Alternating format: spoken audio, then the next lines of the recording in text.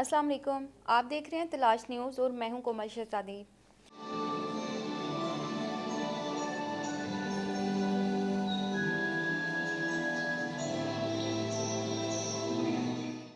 بانی پاکستان قائد اعظم محمد علی جناح کے حکم پر قائم ہونے والے یتیم پرور ادارہ انجمن فیض الاسلام کے قیام کو 80 سال مکمل ہو چکے ہیں۔ اس ادارے سے علم کا نور حاصل کرنے والے بے شمار لوگ قومی سلامتی اور تعمیر کے اداروں میں اعلیٰ عہدوں پر اپنی خدمات انجام دے چکے اور دے رہے ہیں۔ چاروں صوبوں اور کشمیر اور شمالی علاقہ جات سے تعلق رکھنے والے یتیم اور لاوارث بچوں کی پرورش اور تعلیم و تربیت کے باوصف یہ ادارہ قومی یکجہتی و ہم آہنگی کا بے مثال زندہ و جاوید مظہر ہے، جو اپنے وجود میں صحیح معنوں میں چھوٹا یعنی منی پاکستان ہے۔ ان خیالات کا اظہار انجمن کے صدر پروفیسر ڈاکٹر ریاض احمد نے انجمن کے 80ویں یوم تاسیس اور اقبال ڈے کی مشترکہ تقریب سے مہمان خصوصی کی حیثیت سے خطاب کرتے ہوئے کیا۔ یہ تقریب انجمن کے نیو کیمپس مندرہ میں منعقد ہوئی۔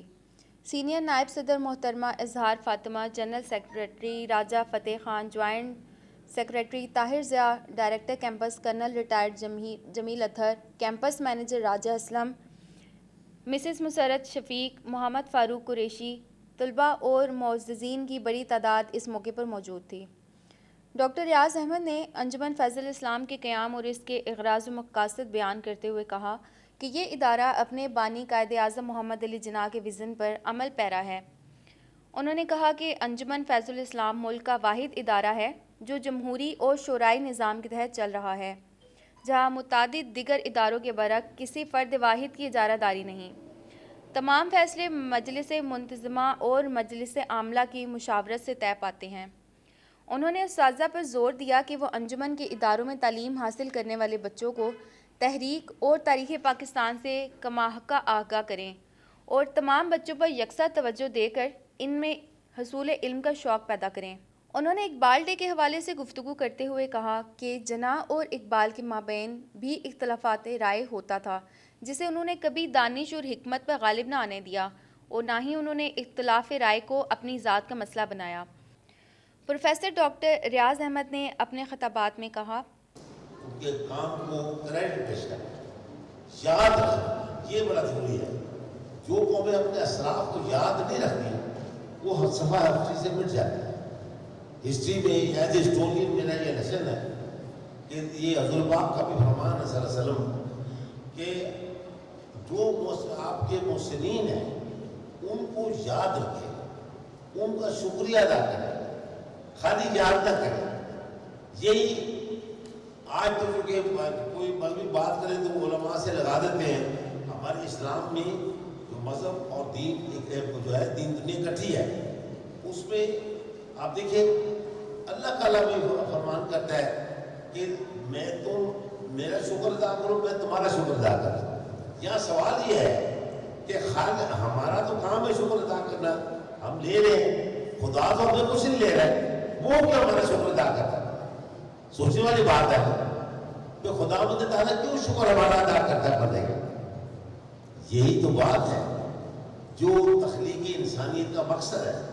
مقصد یہ ہے کہ جب شیطان سے مکالمہ ہوتا ہے یہ کہتے ہیں کہ وہ جب میرے شکر گزار بندے ہوں گے تو مجھے ان کی بات سن کر بہت مزہ آئے گا۔ اللہ تعالیٰ کا خود فرمان ہے،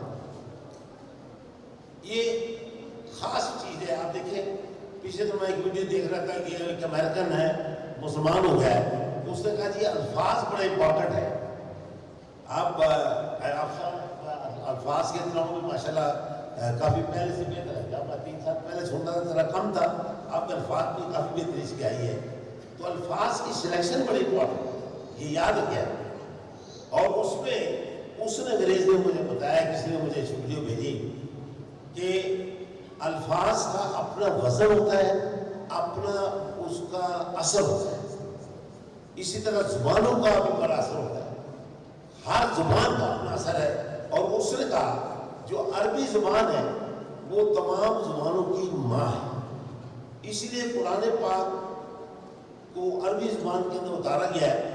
اور پھر اس کے ساتھ میں ایڈ کروں گا، جب عرب کی دنیا سے اسلام باہر نکلا سوال یہ پیدا ہوا ہمارے علماء صحابہ کرام کو سب سے پہلے پیدا ہوا کہ اب یہ جو نماز ہم عربی میں پڑھتے ہیں اس کو لوکل زبان میں کر دیا جائے یا نہ کیا جائے. یہ آپ کے علم میں نہیں ہوگی یہ بات, یہ ایز اے اسٹوری میں آپ کو بتا رہا ہوں. اس پر بڑی بحث ہوئی. صحابہ کرام نے فیصلہ کیا, خاص طور پر ترکستان میں ہمارے ایک جگہ ہے ترکمان مسلم نے اس کو پتہ کیا, وہاں پر صحابہ کرام کی میٹنگ ہوئی. انہوں نے کہا کہ ان خیال تھا کہ یہاں ترکی اور فارسی زبان چلتی ہے, اس میں نماز بھی ڈال دیں. اکثریت نے فیصلہ کیا نہیں, نماز عربی زبان میں ادا ہو. کتنا بڑا فیصلہ ہے. آج ہم پاکستان میں ہیں, چاہے پنجابی ہیں چاہے سندھی ہیں, نماز عربی زبان کے اندر. کیوں؟ عربی زبان کی اللہ کے کلام کے اندر اپنا ایک وزن ہے, اپنا ایک اثر ہے, ہم نہیں محسوس کرتے. آج کا دور جو محسوسات کا دور ہے, موبائل کو ٹچ کرتے ہیں محسوسات ہی ہے نا. یہ خدا تعالیٰ نے یہ کائنات کریٹ کی ہے.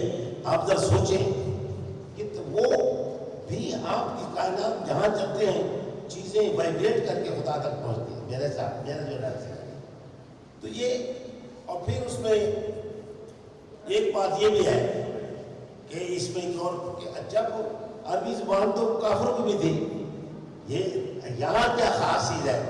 یہاں خاص چیز ہے کہ اللہ اس کے رسول کی زبان, اللہ اس کے رسول کی جو عربی زبان ہے اس کے اندر ایمان جب شامل ہو جاتا ہے تو پھر اس کا اثر زیادہ بڑھ جاتا ہے. اس لیے حدیثوں میں ہے کہ انسان جب شیطانی وسوسوں میں گرتا ہے تو اس کو دل میں نہ تسبیح پڑھے, دل میں تسبیح پڑھنے کے زیادہ خلاف ہو بیسیکلی دل میں اللہ کو یاد کرنا چاہیے. خود وہ شیطان کا اثر سے آپ نکل جائیں گے اور اپنا انوائرمنٹ, اپنا جو ماحول ہے اس کو بہتر کریں, برے لوگوں سے پرے ہو جائیں. آپ بچے کلاس روم میں ہوتے ہیں, ایک مثال کے طور پر 25-30 کی کلاس ہے, میرے حساب سے اس کے اندر 6-7 گروپ کے مائنڈ کے لوگ ہوتے ہیں. میرا اپنا نیس ہے, ایک اور اس میں پازیٹیو بھی ہے نیگیٹو بھی ہے, لیکن میرا ایمان ہے کہ اس کے اندر نیگیٹو 1 یا 2 ہوگا, زیادہ تر پازیٹیو جائیں گے. میں ایک شارٹ سے بات کر رہا ہوں, میں نے اس پہ کافی مطالعہ کیا ہے, اس کی بات آپ کو کر رہا ہوں کہ یہ, اور ہر 2-4 بچے اپنا گروپ کیوں بنا لیتے ہیں؟ اپنے مائنڈ کی سیٹنگ سے بنا لیتے ہیں. اور اس میں بچوں کو یہ مشورہ ہے میرا کہ آپ اچھے بچوں کے ساتھ گروپ بنائیں, بروں کو ساتھ مت بنائیں. یہ اسلام کا تقاضا ہے کہ اگر معاشرے میں آپ نے اچھائی کو فروغ دینا ہے تو اچھے لوگوں کو ساتھ مل کے چلیں, برے لوگوں کو آپ اس کنڈم نہیں کر سکتے, دل میں برا چاہے. پر یہ بات ایک طرف چل پڑی ہے.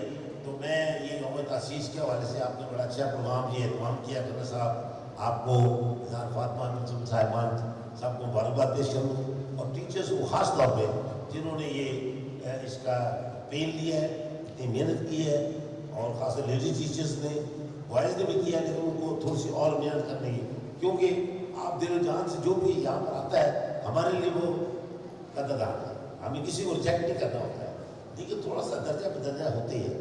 آپ دیکھیں حضور پاک صلی اللہ علیہ وسلم کے 1,24,000 صحابی آپ سنتے ہیں, خاص اور خاص 10 صحابی ایسا بشا کہتے ہیں. اس کا یہ مطلب تو نہیں دوسرے صحابی نہیں ہے, وہ بھی ہے, وہ خاص اور خاص کوئی چیز اور ہوتی ہے.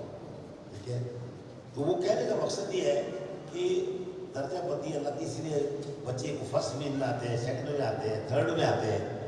تو یہ چیزیں جو ہیں ہم ذہن میں رکھ رہے ہیں. اور انجمن فیض اسلام چونکہ یتیموں کی پرورش کا ادارہ ہے, ہم نے جو لاسٹ بچہ نائل ہے چل نہیں سکتا اس کو بھی چلانا ہے, ہمارا یہ فرض ہے. یہ نہیں ہے کہ بچہ کمزور اس کو ریجیکٹ کر دیں, نہیں.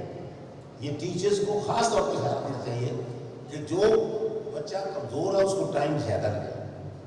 خاص طور پہ جو میں یہ کہوں گا ساری کلاسیں امپارٹنٹ ہیں.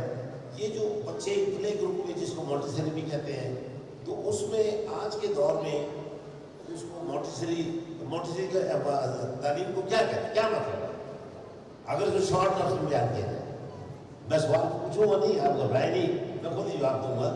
یہ میں ٹیچر سے پوچھا میں کیا جواب دوں. مونٹیسری یہ ہوتی ہے کہ بچوں کو کھیل کے انداز میں تعلیم سے, ایکٹیویٹیز دے ساتھ کاپی پہ دکھائیں، پیسے دکھائیں. یہ دس از دی مونٹیسری کنسیپٹ ہے.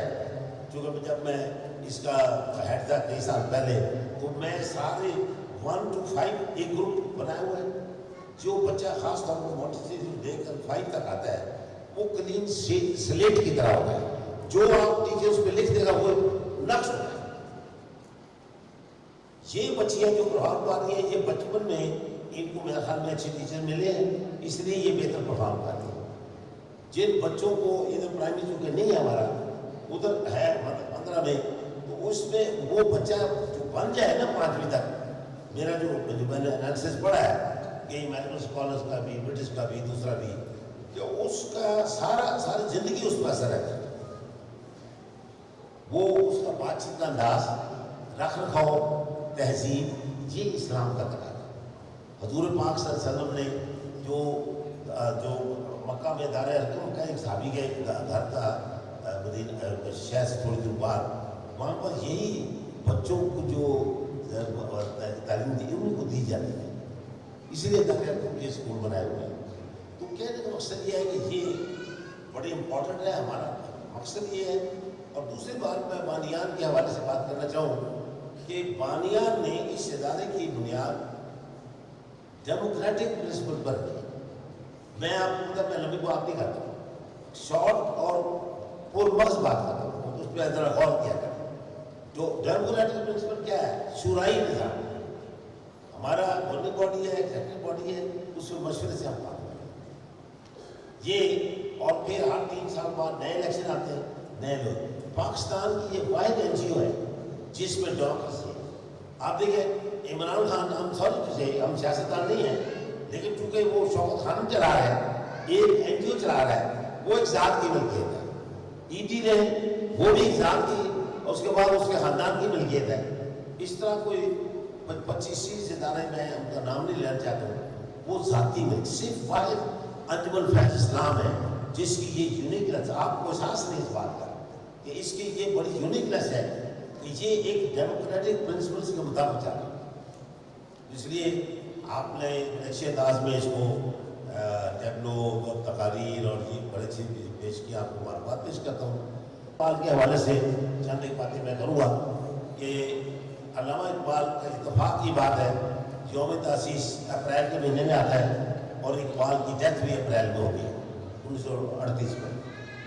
تو قائد اعظم علامہ اقبال کے حوالے سے میں 2-3 باتیں کروں گا کہ عموماً کہا جاتا ہے کہ قائد اقبال نے خواب دیکھا اور قائد اعظم نے اس کو عملی شکل دے دی.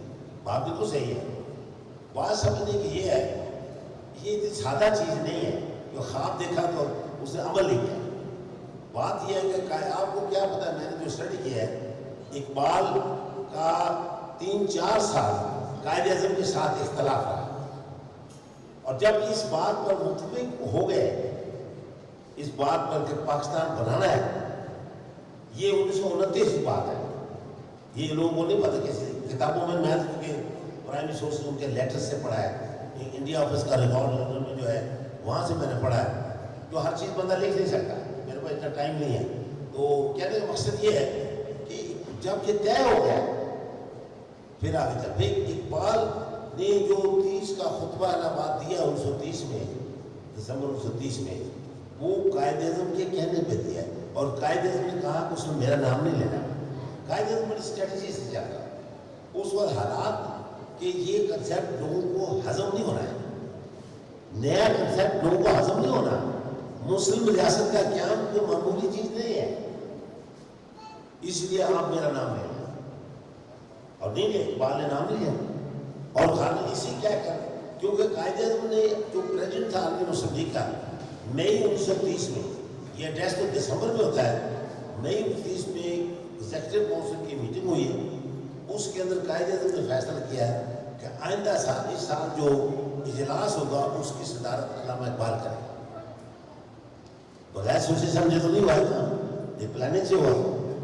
پھر اس کے حالات و واقعات قائد اعظم برادر ہے، حالات و واقعات میں بعض کا تھوڑا سا اختلاف ہوتا ہے دونوں میں، لیکن قائد اعظم کی بات کا اقبال کو کئی دفعہ ماننی پڑی. اس طرح کا اقبال نے کئی باتیں مانی ہیں اس طرح یہ بڑے دلوں کی نشانی ہے. جہاں اختلاف ہوتا ہے اس کو گالی اور دشمن ہو، یا ہمارے ملک میں بعض سیاستدان آ کے اس یہ نفرت کا بیج بونا اسلام کے اصولوں کے خلاف ہے. پاکستان میں قائد اعظم جب یہ سوال پیدا ہوا، بعض علماء جی جو 5 وقت نماز پڑھتے ہیں وہی مسلمان ہے، باقی نہیں ہے. قائد اعظم نے اس کو آسان کر دیا. قائد اعظم نے جو کلمہ کو ہے وہی مسلمان ہے. اس نے قوم کی تعمیر کرنی ہے بھائی.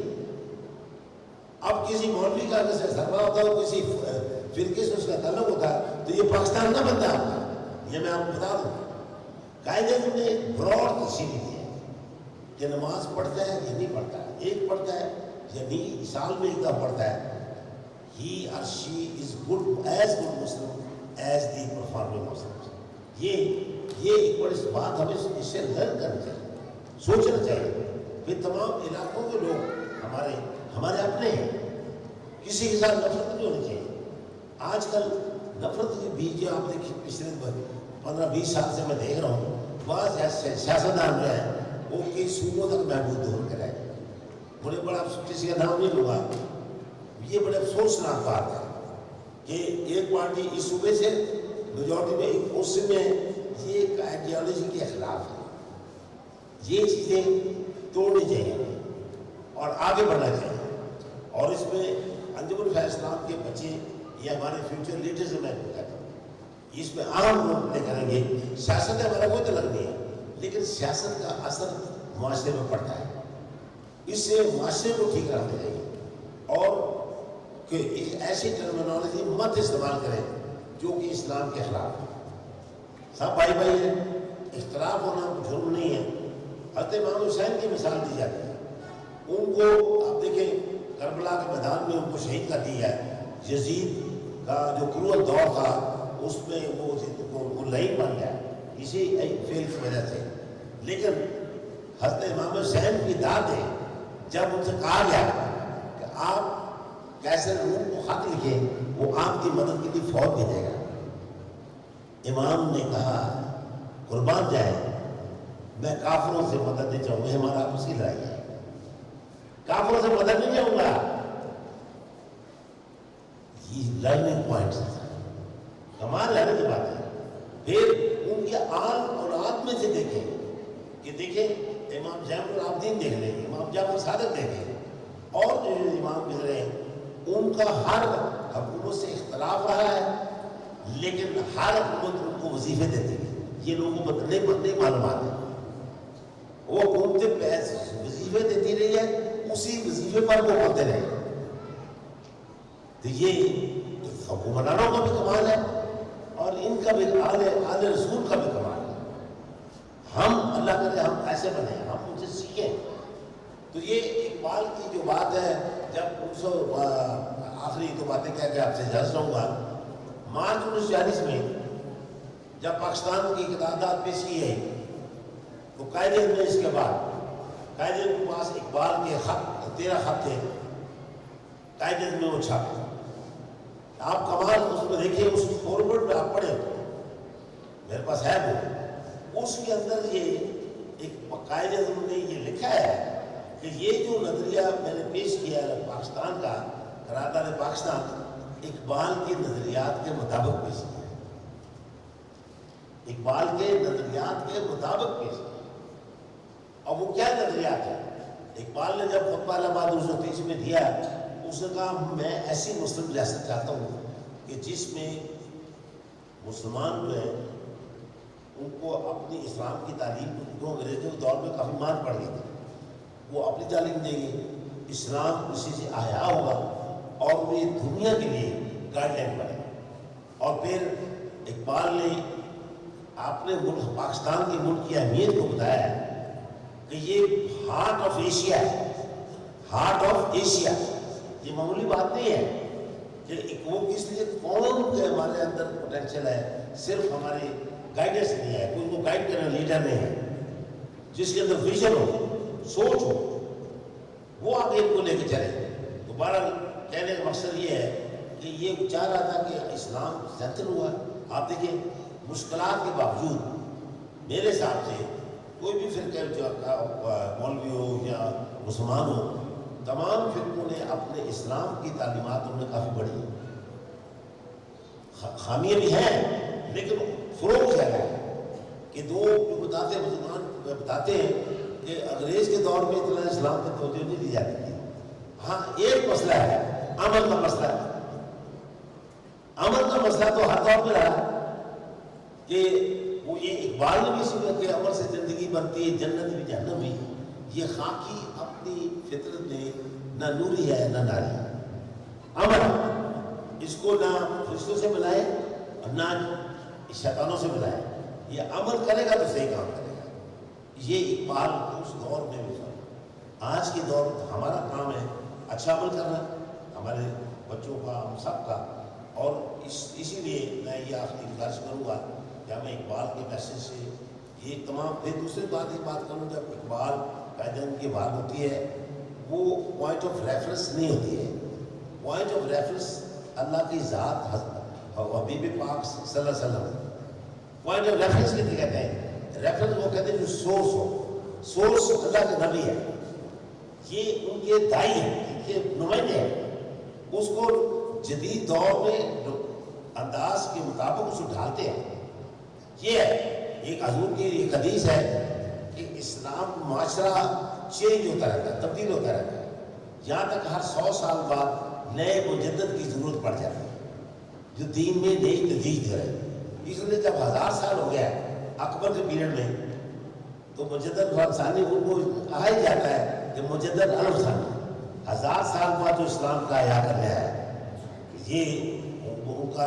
तो ये मुआशरे में चेंज इस्लाम का कंसेप्ट चेंज नहीं होता है, आपने अपने रवैयों को चेंज करना। हालात ये लोग आप बात कर रहे होते हैं, वो किसी समझ कोई आती नहीं है। आज के दौर के मुताबिक वही डालो, बात करो।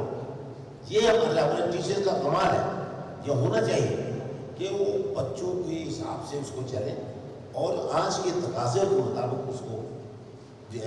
उसको चलाएं। तो इसके साथ ही मैं अपने गुफ्तगू का ख़त्म करता हूँ। और डॉक्टर रियाज अहमद ने कहा कि हमें याद रखना चाहिए कि ठोस हक़ाइक़ पर मबनी नज़रिया हमेशा कायम रहता है। हमें अपने रवैये बदलने की ज़रूरत है।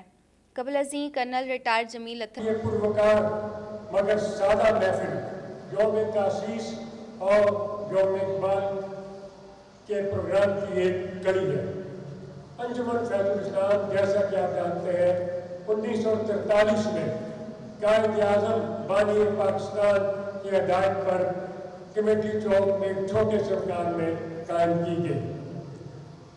उस वक्त से लेके आज तक अंजुमन के सरबराहान, इनके अहदेदारान और बाकी लोगों ने दिन रात अनथक मेहनत कोशिश की और इस इदारे को बेहतर से बेहतर बनाने की कोशिश की।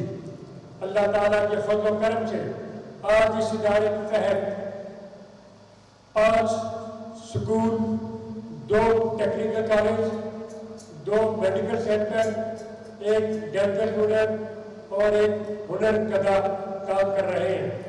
और ये तकरीबन 1000 बच्चों की तालीम और तरबियत और उनकी किरदार साजी, उनकी कफालत, इस सब चीज़ का बंदोबस्त कर रहे हैं।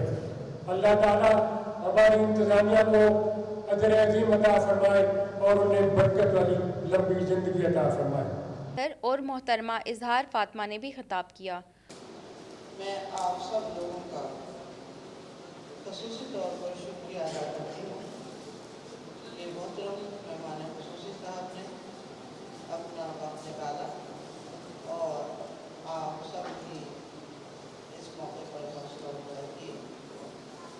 जैसा कि आप सब लोगों को मालूम है, ये प्रोग्राम अंजुमन के मौसूसीन का दिन मनाने होते था और तो यौम इकबाल के लिए और कौमी तामीर नौ में अंजुमन के फ़ाल किरदार पर रोशनी डाली। यौम तासीस और इकबाल डे के हवाले से मुंतखब बच्चों ने तकरीर की। मौजूद सादा इकराम, प्रिंसिपल साहिबा और मेरे हम मकतब साथियों, अस्सलाम वालेकुम। आज की इस ऐवानी इल्म और दानिश में मेरा मौज़ूए सुख़न है यौम तासीस अंजुमन फैज़ुल इस्लाम। जनाब सदर कायद-ए-आज़म की हुक्म की तामील में क़याम पाकिस्तान से 4 साल कबल बंगाल से 30 बच्चों को बाज़याब करवा के कमेटी चौक में 7 रुपए माहवार किराए के घर में अंशुमन की बुनियाद पड़ी। अपनी दुनिया आप पैदा गए अगर जिंदों में है, अपनी दुनिया आप पैदा गए अगर जिंदों में है, सिर आदम है ज़मीर खून फिका है जिंदगी। जनाब सदर, अंजुमन फैज़ल पाकिस्तान का वाहिद इदारा है जहाँ बलूचिस्तान समेत पूरे पाकिस्तान से ताल्लुक़ रखने वाले यतीम और बेसहारा बच्चे तालीम व तरबियत और इंसान साजी की यकसा सहूलियात से मुस्तफ़ीद हो रहे हैं। मिली नग़मे और सरे कहानियाँ भी पेश की जिन्हें नाजरीन ने बेहद सराहा।